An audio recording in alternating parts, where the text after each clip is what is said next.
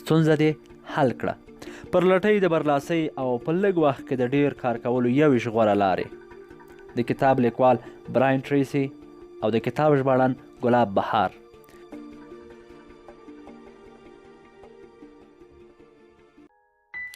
لسم څپرکی: خپل ځانګړي مهارتونه مو غښتلي کړئ. له خپلې ټاکلې دندې مو لږ څه زیات کار وکړئ. همدا لږ کار لکه هغه ستاسې ټول کار هومره ارزښت لري. دین ریکس. تاسې ځانګړی انسان یاست او په وجود کې مو داسې استعدادونه او وړتیاوې شته چې تاسې له هر بل انسان څخه چې تر اوسه پورې دنیا ته راغلي دي بیلوي. داسې ستونزې شته دي چې فقط تاسې یې حل کولی شئ یا یې حل زده کولی شئ. څو خپل ځان او هم نورو ته ارزښت پیدا کړئ. دا ستاسو دنده ده څو هغه ساحې وپیژنئ چې په هغې کې ځانګړی استعداد لرئ او هغه وخت قاطع پرېکړه وکړئ چې په کومه برخه کې ښه پرمختګ کولی شئ.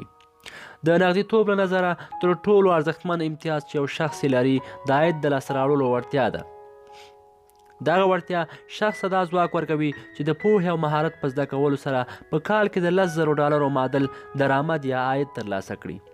په حقیقت کې دغه د ستونزې په حل کې ستاسو وړتیا ده چې تر نورو یې تیز او په ښه ډول خوړلی شئ.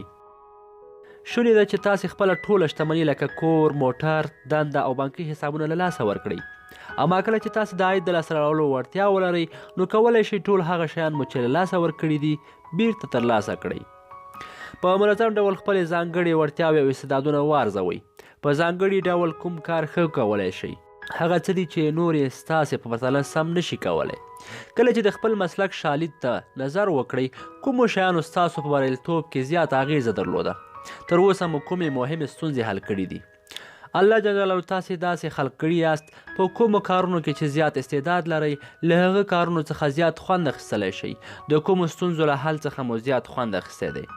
د دې معنا دا ده چې تاسې له کومو کارونو څخه زیات خوند اخیستی دی هغه کارونه مشخص کړئ چې په هغې کې زیات استعداد لرئ او خوند ترې اخیستلی شئ او تر نورو یې ښه کولی شئ. ستاسو د ژوند له مسؤلیتونو څخه یو هم دا دی چې پریکړه وکړئ کوم کار په زیاته لیوالتیا سره کوئ.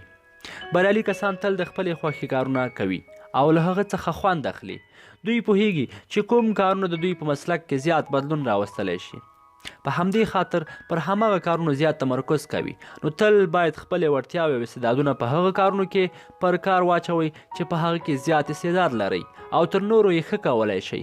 په دې ترتیب سره به تاسې یو اغېزناک شخص جوړ شئ. تاسې ټول کارونه نشئ کولی بلکې هغه محدود کارونه وکړئ چې تر نورو یې ښه کولی شئ. همدا محدود کارونه به ستاسو ژوند بدل کړي.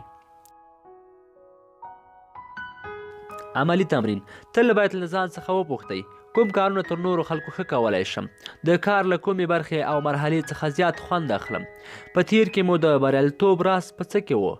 کله چې کار کوم لومړی باید کوم کارونه ترسره کړم، څو کار په ښه ډول وکړم. دا چې د دغه پوښتنو ځوابونه څه دي باید له همدا اوس په کار پیل وکړئ.